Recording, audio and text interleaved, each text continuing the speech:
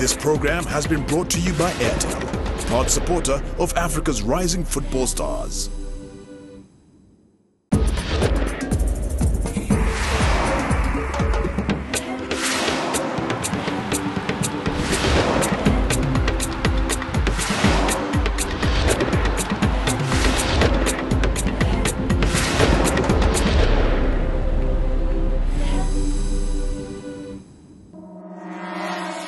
Hi, and welcome to Airtel Football. The Airtel Africa Championships came to an exciting conclusion, each leg bursting with more talent than could have ever been imagined, creating a platform for youth to excel and display the incredible football that Africa has to offer. A series of training heats culminating with a continent-wide finals competition in Nairobi. Airtel Rising Stars created a high level of interest in the youth game within the participating countries, a platform for future success. This is something that has been happening in other parts of the world for decades, like Germany's Bundesliga. Each of the 18 clubs in Germany's top flight are required to have a sustainable and strong youth system. Homegrown talent is paramount. In Kaiserslautern, in Germany's southwest, youth football is taken very seriously. In a city with less than 100,000, the majority here have had some affiliation with their hometown club. FC Kaiserslautern is famed for their youth policy, churning out some of the biggest names in world football. Names like Tim Weiss, Klaus Toppmüller, Martin Wagner, Fritz Walter, and Miroslav Klose. The Kaiserslautern Youth Academy has been re-energized to return the club to its glory days by creating players good enough to help the senior side to regain promotion to Germany's top flight and to eventually win Bundesliga honors. We have a very strong history. The people know that the FC Kaiserslautern stands for something very special in Germany, because we have shown a lot of times that you can make it here. That when you come to Kaiserslautern and when you give your best and when you fight with your heart, that there is a possibility for you to become a professional player. It will never be an easy task, playing in a league with powerhouse sides like Borussia Dortmund and Bayern Munich. But it is a journey their youth development football manager Frank Lille is happy to embark on.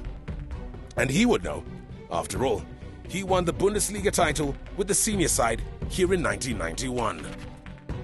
No, I don't know exactly if we had done enough, but I think we're good prepared in our teams, in our team under 19 of the under 19s. We are leading wie heißt die Tabelle? We're leading the championship, the Bundesliga, in the under 19 teams in the south. Yeah, so we have problems with our under 17 team, which are playing right now here. But we are prepared for the next 3 or 2 years. The main philosophy behind everything that we at the FC Kaiserslautern are doing is to build up a team with a strong spirit, a team that plays with heart and confidence, and a team that always knows where it comes from. This is built. We are built up in a very strong region. For us, it's very important that the people know where they come from and they know what they are fighting for. Oh, it's a big difference. You see here on this facility we have 4 natural pitches and two artificial pitches. In my time, we have one pitch to train. Yeah, so with 8 or 9 teams now, we have nearly for each team a pitch to train and practice. That's the biggest difference. And all the coaches we have here, they are very well. They're doing their job very well, and they are all good teachers for the young players. From southwest Germany, we head off to Barcelona, where an initiative by Nike, dubbed The Chance, is giving the spotlight to the next generation of hungry footballers. Nike scouts were on the hunt in more than 50 countries to find 100 potential champions to battle it out at the global final. The Chance is a unique global talent search that gives amateur footballers the chance to prove themselves on an elite stage and take their game to the next level. This year, the final event will be held here at FC Barcelona's iconic training ground. First launched in 2010, the initiative has seen thousands of talented footballers participate in high-level coaching and training. This year's program promises to be the most global and competitive yet, and will see the final 100 train and play at the training facilities of one of football's most iconic club teams. Yeah, well, it is a great facilities, I must say. Even the coaching stuff that we're getting here, I mean, it's out of this world. It's incredible. It's a good facility training here because I haven't trained in this kind of place, and it's my first time here in Barcelona, but I'm managing to go out of this place. Amazing. This is the best I've ever seen. And to get to the later stages of the competition is the stuff that dreams are made of. I didn't think I would be one of the three SUA 5,500 because there are many players out there who are the great players who can play better than me. But I went there because I was motivated to go take a chance, as it says, and I went there and I found myself being the three, being chosen in those 3 points. To see like how professional footballers live on a day-to-day basis makes me want to do this even more. And I didn't even know about this, and I wanted it so much. And now that we get to experience this, makes me want it even more. Well, for me personally, it was my dream to come in Europe, but I've never been in Europe before, but I've been here with dreams. So the day before the trials, I came, but I saw that there were a number of the boys, different players, so from different places. So I was like, but because I had a dream of going to overseas, I was not so scared enough to compete because football is about competition. So I believe in my ability, I believe in my skills. So I was like, okay, let me go there and give my best shot. Luckily, when I saw that they were choosing me, then that's when I started to work more harder and focus and pay more focus and more focus about my game. And then eventually they chose me. The top 16 from the final 100 players will go through an intense training and competition schedule in Barcelona with the opportunity to experience the ultimate training tour as their reward. Facing some of the most renowned academy teams in the world, including Manchester United, a chance to train in the footsteps of some of the greatest in the game. I could speak now to you for the next hour and a half because for me it's a passion that I think it's criminal that these things don't go on all over the world, because there are so many players, as you've seen, that are out there that possibly get missed, are unlucky at the time, have 1 or 2 problems and can come back into football, and the chances proved that last year, 2 years ago, sorry, and it will prove it again this year because the quality that we're seeing, the boys that we see are just a step away. They just need a little bit more work and they need a little bit of luck, and eventually their dream will become fulfilled. Well, my dream is to play in Europe, so I can do whatever it takes to make it in football. So I can't determine the future, what's going to happen about the future. So I'm thinking about now, I'm thinking about the job in hand. I'm not worried about what's going to happen in future or whatsoever is in it, but I so wish of playing in overseas. Definitely playing professional football. That is, I have to play professional football. That's the only thing for me. So yeah, win or lose. Yeah, the first thing came into my mind, I was dreaming. I didn't believe that it was happening to me because I went there to take a chance and everything went well. And from there, I thought now I have to be serious in my career because I love soccer too much and I have to focus on not doing anything they say. Cently, the chance of a lifetime. When we return to Airtel Football, we meet a future rising star in Mombasa, Kenya, and we sit down with a former Manchester United midfielder, Owen Hargreaves. Stay where you are.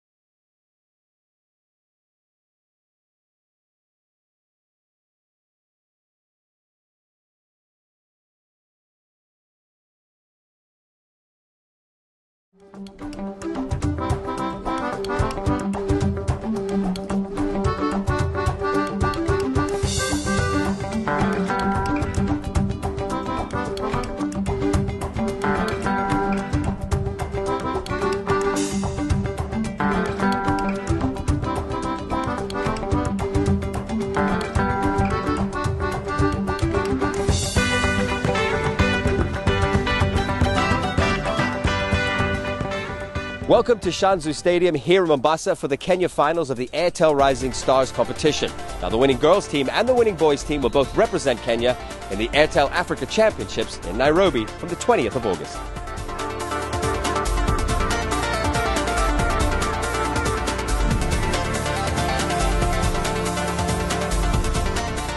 Welcome back to Airtel Football.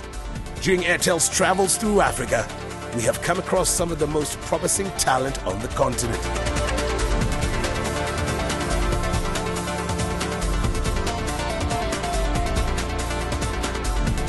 And it was St. Anthony's of Kenya's Rift Valley province who took home the boys' crown. The new champions had played Nairobi's Upper Hill to win 2-0 in the boys' finals. Oscar Silkan scored the first goal in the 31st minute, courtesy of a penalty for a 1-0 lead at the breather.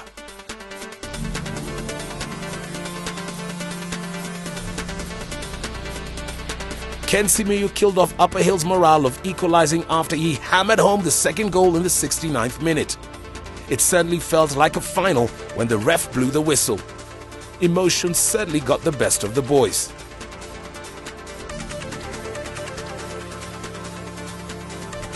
And during the Airtel Rising Stars Kenya's finals, we met some kids who had all the attributes needed to become world greats. Like Michael Ogada from Upper Hill High School, whose footballing story began during the 1994 World Cup in the United States.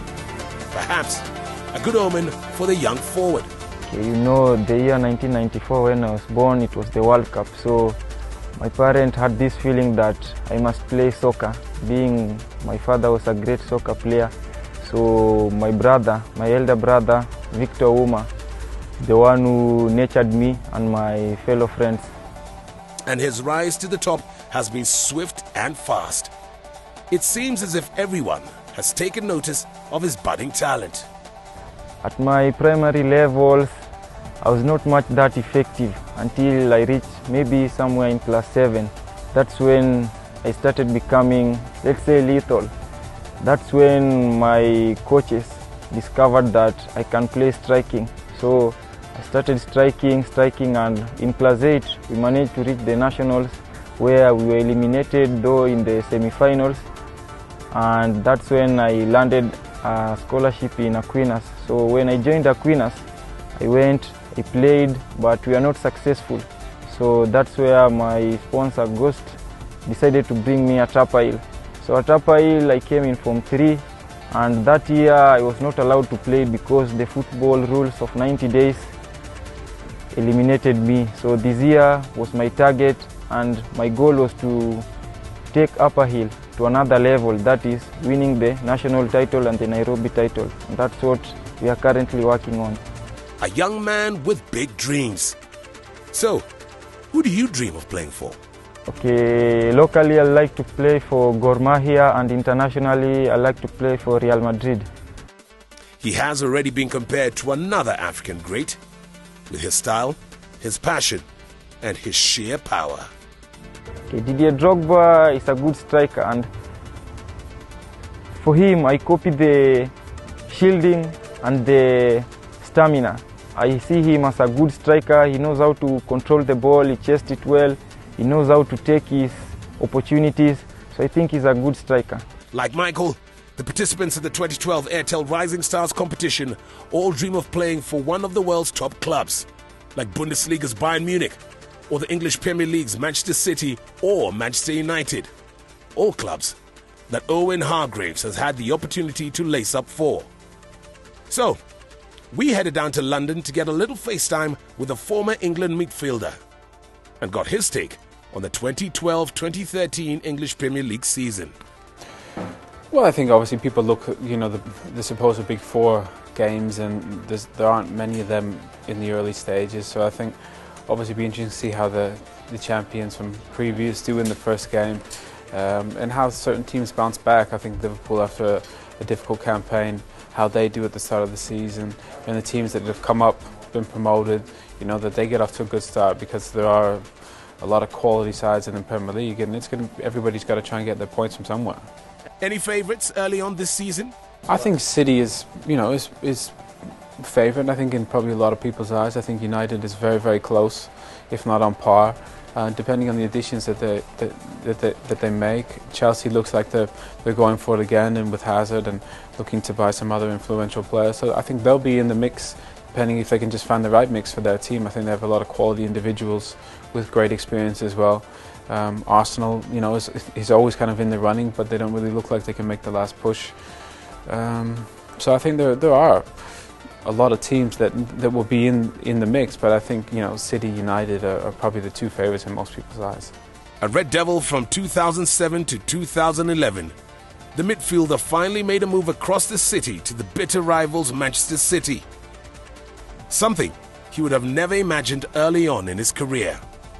Well, I mean, you never really anticipated, right? I mean, you know, football is a game where things happen and change, and I never really anticipated, after having such a great first season, you know, coming back and not being able to play pretty much again for United, which was, you know, disappointing for me. I was only 27, so, you know, I was excited about the opportunity and the change from Bayern to United, and first season went so great. And then, you know, having to watch for so long, so obviously, you know, somebody said to me about, oh, well, at this point to leave United and stuff, and I said, well, you know, if say you were a chef and you hadn't cooked for 3 years, you know, you probably wouldn't be, you know, cooking that much either. So, or, you know, so I can understand it that, you know, you needed to make a change. And but I think they're both wonderful clubs with great history.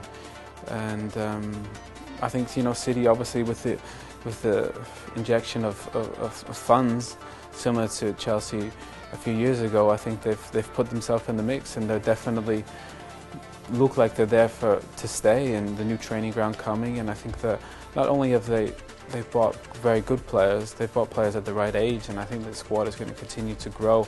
And I think anybody in football can acknowledge that, you know, that they're not really going anywhere for quite some time. Owen Hargreaves is a player that proves that success is not easy, and sometimes things simply don't go as planned. But the former England international has certainly taken it all in stride. Well, I think it's, you know, you're going to get adversity in life, absolutely, and I think, you know, I think, you know, as long as you see it for what it is, and, you know, you can only live in, you know, and deal with the situation that's in front of you. And I think we all have an optimal and an ideal, and everybody thinks, okay, I hope for this and that. But I think as long as you work hard. Remember that Sir Alex Ferguson used to say is, you know, if at the end of your career or your life you say you can work hard, you've worked hard, that's a great thing. And I agree with that. So I think you've got to focus on whether you're playing or rehabbing or any of those things. You know, it's to work hard, do your best, and then I think things will work out in the end. And that has been the case for me, just with a little few blips along the way. Words of wisdom from a legend of the game. Well, that's all the time we have for in this edition of Airtel Football. Thanks for watching, and see you next week.